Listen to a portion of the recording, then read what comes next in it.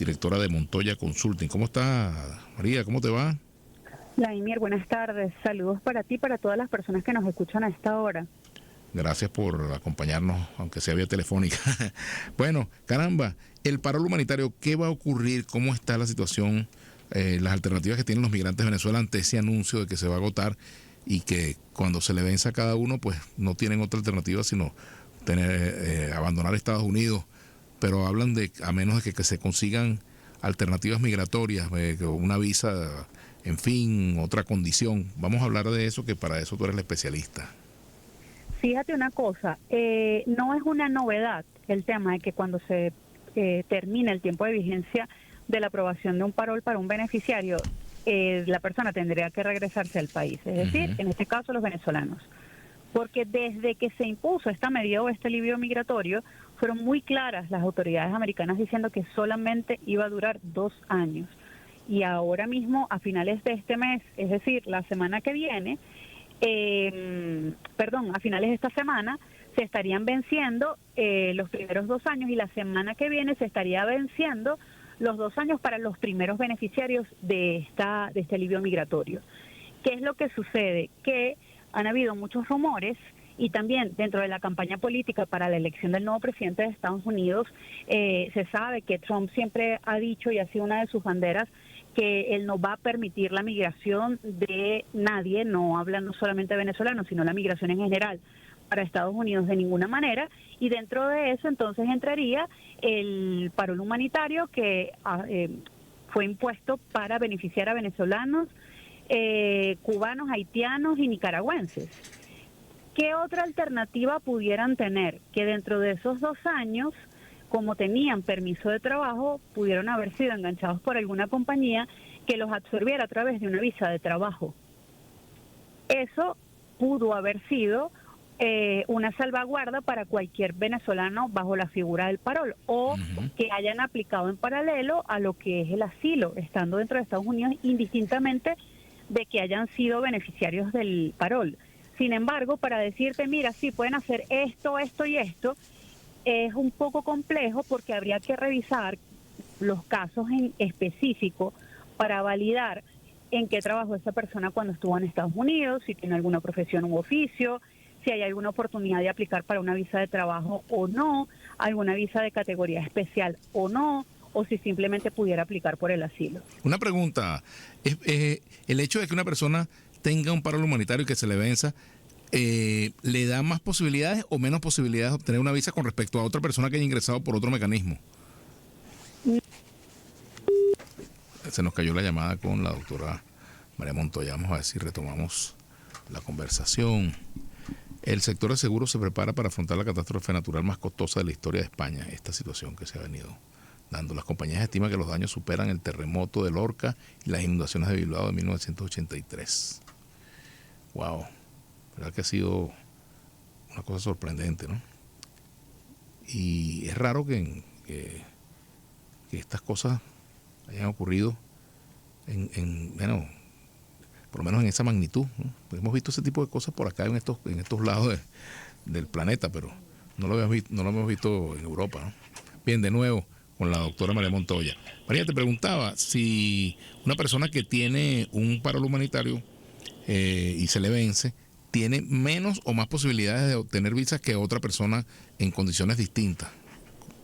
Fíjate, esta pregunta nos la han hecho muchas veces desde el punto de vista que si piden el parol humanitario, salen desde Venezuela por avión y no supone que la persona que lo pida está en una condición de alta dificultad o que su vida esté en peligro, lo que pudiera ser un alegato viable, inclusive válido para aquellas personas que intentan llegar a Estados Unidos a través del tapón del Darién, por ejemplo, cruzando Centroamérica. Lo cierto es que volvemos a lo mismo, habría que evaluar el caso y que validaran las autoridades migratorias estadounidenses. Esa persona tuvo un patrocinante para llegar a Estados Unidos, sí, pero ¿cómo era su vida en Venezuela antes de irse?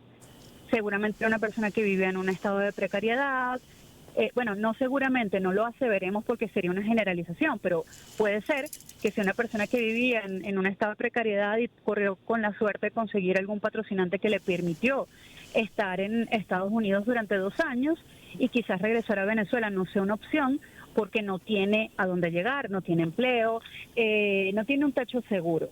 Entonces, no digo la preferencia, sino el orden de elección seguramente iría por estos términos que te estoy diciendo en este momento. Ahora, a los efectos de una asesoría migratoria,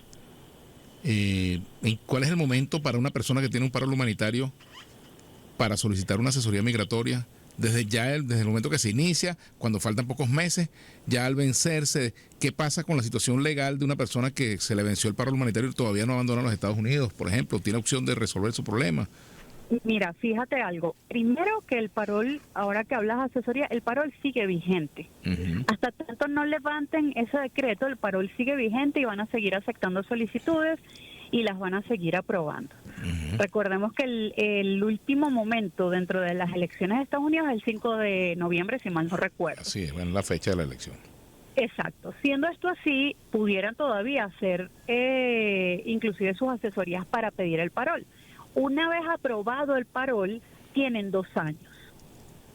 Es más, cuando levanten la medida, en un supuesto que ese día sea mañana, por ejemplo, que no lo es, pero por ejemplo, van a seguir teniendo los 2 años de vigencia aquellos fueron beneficiados por este alivio migratorio. Ahora bien, si usted que nos está escuchando tiene un familiar o es usted quien está en el parol y está a punto de vencerse, lo ideal es que usted busque asesoría migratoria casi que de manera inmediata, si tiene la pretensión de quedarse en Estados Unidos, para ver qué opciones de estatus migratorio donde usted conserve la condición regular, pudiera usted optar o aplicar para que no salga de Estados Unidos. Eso sería lo ideal y esa sería la recomendación desde esta consultora. Otro punto importante, doctora María Montoya, es la situación de la persona que recibe al migrante con la figura del paro humanitario. Si, por ejemplo, una investigación, como anunciaron ellos que iban a hacer una investigación con respecto a toda la actividad que realiza el migrante, si tiene o no el sustento que se prometió, si el sponsor está cumpliendo o no, ¿cuáles son los riesgos que corre el sponsor cuando no se cumplen las condiciones acordadas para el parol? Fíjate, esta es una calle de 2 vías. Uno, que el migrante tiene que comprometerse a cumplir a cabalidad con la ley. Y en el otro sentido, el sponsor está obligado a responsabilizarse por el patrocinado durante los 2 años que se quede en Estados Unidos una vez aprobado el parol, incluso cuando esta persona ya tiene una actividad laboral. Porque, ¿qué pasa? Si esta persona comete un delito o un ilícito o no paga un crédito, a la primera persona que van a buscar es al patrocinante, ¿sí? Eso por una parte. Por la otra, ¿por qué abrieron desde el Departamento de Seguridad de Estados Unidos una investigación? Simple, donde ahí lamentablemente pareciera, donde hay una necesidad para los migrantes, siempre las personas de baja moral, por llamarlo de alguna forma, buscan la manera de hacer un negocio. Habían supuestos patrocinantes que tenían hasta 16 solicitudes y no es tan así a menos que usted gane millones y millones de dólares al año, porque para poder ser patrocinante usted debe demostrarle a la administración que usted debe soportar la carga económica de una persona, 2 personas, 3 personas, y eso, ¿quién lo decide? ¿O cuál es el baremo que utilizan para medirlo? El sueldo anual de la persona que esté proponiéndose como sponsor. Eso por una parte. Luego habían otros que solicitaban o se ponían de patrocinantes, pero la persona había fallecido. Había mucho falseo en la documentación y por eso estuvo detenido durante poquito tiempo lo que era la autorización de viaje por avión, o sea, ya casi la última fase, porque estaban en un tema de investigación. Cuando la medida se renovó, es decir, volvían a autorizar los viajes, ahora el sponsor tenía que ir a poner su huella digital para garantizar que esa persona fuese quien dice ser, que no estuviese fallecido y que además podían chequear a través de la huella digital cuántos patrocinados tenían. Ahora, ¿qué ocurre, por ejemplo, cuando surge un conflicto entre el patrocinante y el patrocinado? Cuando hay alguna diferencia y el patrocinante quiere desentenderse de esa obligación, ¿puede hacerlo? Puede, mire, este señor, qué sé yo, no está cumpliendo con los acuerdos, me irrespetó, me robó, tuvimos una diferencia, X, no puedo mantenerlo porque me perdí el trabajo. Tiene que notificarlo al Departamento de Seguridad o a Migración de la localidad donde se encuentre, y entonces tendrían que evaluar ese caso para validar hasta cuándo tiene oportunidad esa persona de quedarse en Estados Unidos, y en ese momento sabrían las autoridades si rechazan la extensión de la solicitud al migrante que se quedó sin patrocinante, o lo devuelven a su país o lo dejan allá. O sea, pero volvemos, el tema es la evaluación individual de cada caso. Claro, y otra pregunta a la doctora Isabel Montoya. Isabel, me dejas tú, María Montoya. María, óyeme lo siguiente. Te pregunto, ¿qué ocurre? ¿Puede un migrante, un beneficiario del paro humanitario, cambiar de patrocinante, o es como cambiar caballo en medio del río, en medio del tiempo que dura el paro, cambiar de patrocinante? Mira, un mismo patrocinado puede tener inclusive más de un patrocinante. Ajá. Puede tener más de uno. Ajá. Porque, por ejemplo, tú vives en Estados Unidos y yo vivo en Venezuela, pero tu sueldo no alcanza y resulta que pero tú quieres prestarme el apoyo, y resulta que mi hermana también, y entre el sueldo de los dos les da para cumplir la obligación económica que tendrían que salvaguardar de mi solicitud. Entonces ambos pueden ser mis patrocinantes, y puede ser que tú y yo nos pusimos bravos o con lo que tú relatas, y solamente entonces se quede como patrocinante mi hermana, pero entonces ella tendría que garantizar todo el sustento económico de mi persona mientras yo esté en Estados Unidos.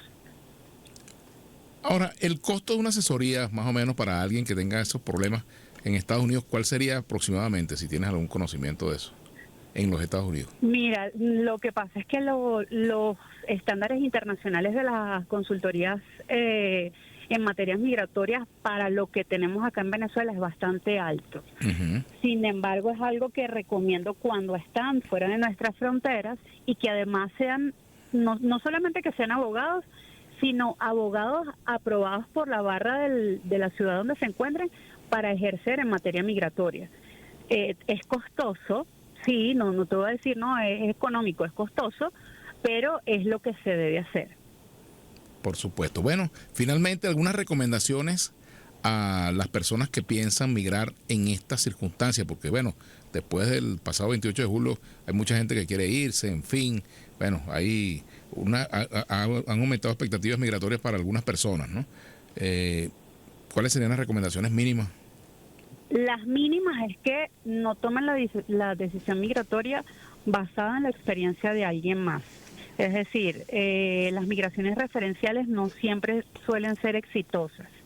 Tener el mínimo de previsión, es decir, de planificación con respecto a su migración, de dónde va a llegar, cuál es el costo de la vida, qué puedo hacer yo en ese país, si me voy con el parol porque ya me lo aprobaron, pero ahora tengo miedo de qué va a suceder conmigo si ya el parol no existe. Son cosas que hay que evaluar antes de partir. Bueno, te agradezco mucho, María Montoya, especialista en el tema migratorio. Un gran abrazo. Gracias por acompañarnos. Bien, 4:53 minutos. Vamos a leer algunas notas acá, por ejemplo. Vamos a leer